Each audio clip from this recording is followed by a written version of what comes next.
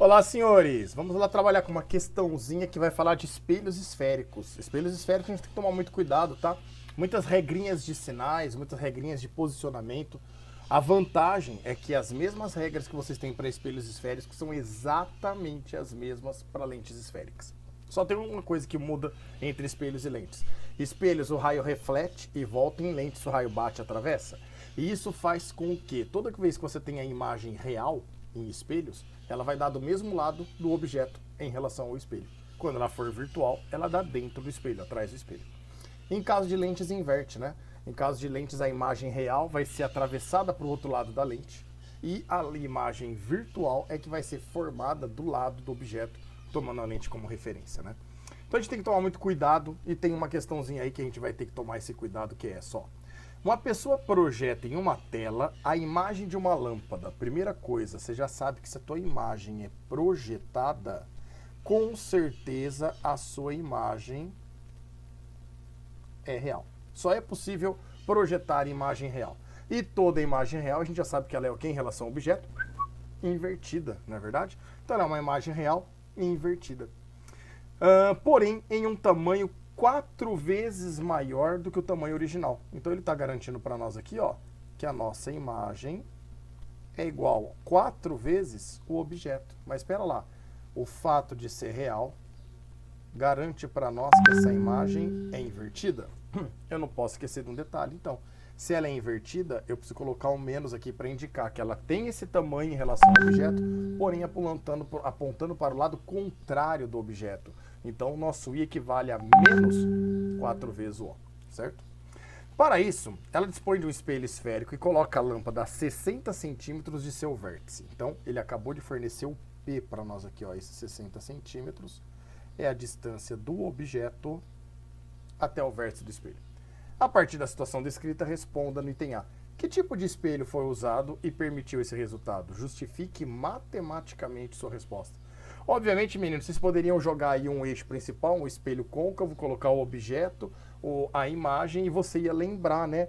Ah, quando a imagem é maior e invertida é porque o objeto está entre o centro e o foco e a imagem está depois do centro e curvatura. Perfeito. Ou você poderia já matar aqui. Imagem real, só o espelho côncavo pode formar, porque o espelho convexo ele forma um único tipo de imagem, virtual, direita e menor. Então, você pode falar que é o espelho côncavo por ser uma imagem real. Mas ele pediu matematicamente. Matematicamente, meninos, vão ter que fazer continha e descobrir a distância focal desse espelho. Mas, peão, por que a distância focal? Porque é o sinal dela que indica para nós o tipo de espelho que nós temos. Toda vez que você tiver um foco positivo, é porque o espelho é o côncavo. Toda vez que você encontrar um foco negativo, é o espelho convexo. E cuidado! Toda vez que você for jogar o valor da distância focal na fórmula e for um espelho convexo, você vai ter que lembrar que esse foco é negativo. Senão vai dar errado nas tuas contas também, tá? No caso do côncavo, obviamente, a gente joga o positivo. Então vamos lá, meninos. Pelas informações que nós temos, ó, nós podemos olha o que eu tô falando, ou trabalhar com essa equação, ó, a equação dos pontos conjugados, F, 1 sobre F é igual a 1 sobre P mais 1 sobre P', lembra? Eu prefiro trabalhar essa mesma equação, 1 sobre F igual a 1 sobre P mais 1 sobre P', fazendo o produto pela soma de P e P', certo? Então a distância focal é o produto pela soma de P e P', e que o aumento transversal linear é o I sobre O, ou ainda igual a menos P' sobre P. Vocês podem trabalhar com esta relação aqui e esta relação aqui, ó, que vai dar certo do mesmo jeito, tá? Vocês vão ter que trabalhar com as duas equações, com duas incógnitas que vocês vão conseguir determinar o que ele pede aí, no caso, distância focal e P'. Só que aqui, meninos, essas duas equações juntas, elas mostram uma outra equação para nós que é muito importante a gente lembrar, ó, que o A é igual ao F sobre o F menos P.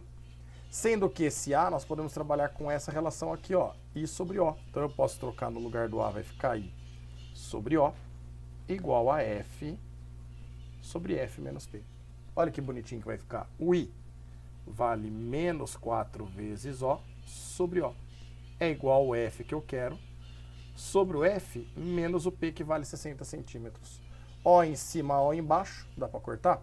Aí esse F menos 60 vai passar multiplicando menos 4, então vai ficar menos 4 vezes F menos 60. Tudo isso é igual ao F que sobrou do outro lado.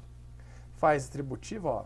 Nós vamos ficar menos 4 vezes F, e menos com menos dá mais 240. Tudo isso igual a F. Aquele 4F negativo passa para o outro lado positivo, né? Então vai ficar 4F mais F, vai dar um total de 5F. Tudo isso igual ao 240 que ficou do outro lado da igualdade. O 5 agora que está multiplicando passa e dividindo.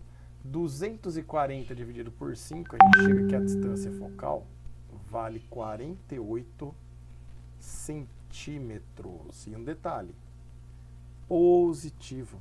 Olha, peão, e o que que tem que deu positivo? O que que tem, senhores, é que com esse sinal positivo, a gente pode garantir agora, matematicamente, que o espelho trabalhado é o espelho esférico côncavo para nós. Se desse negativo, com certeza seria o convexo aí. Belezinha? Bora pro item B? Olha só no item B.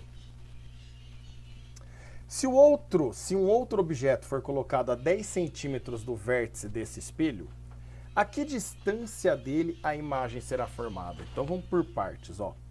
Eu vou ter aqui o eixo principal, o meu espelho côncavo, que eu já sei que é côncavo, né? Descobri agora no item A.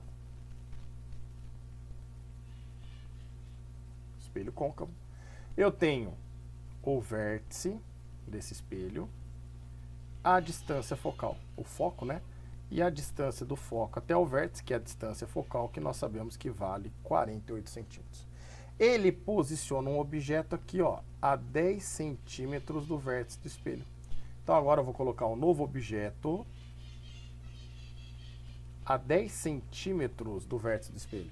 E ele quer saber a distância do objeto até a sua imagem formada. Então primeiro vamos calcular qual é a distância que vai formar essa imagem. Então de novo, ó, F, que é a distância focal, eu posso trabalhar o produto pela soma de P e P'. Então isso aqui vai ficar o F que vale 48, o P que vale 10, o P' é o que eu quero, dividido pelo P que vale 10, mais o P', que de novo é o que eu quero.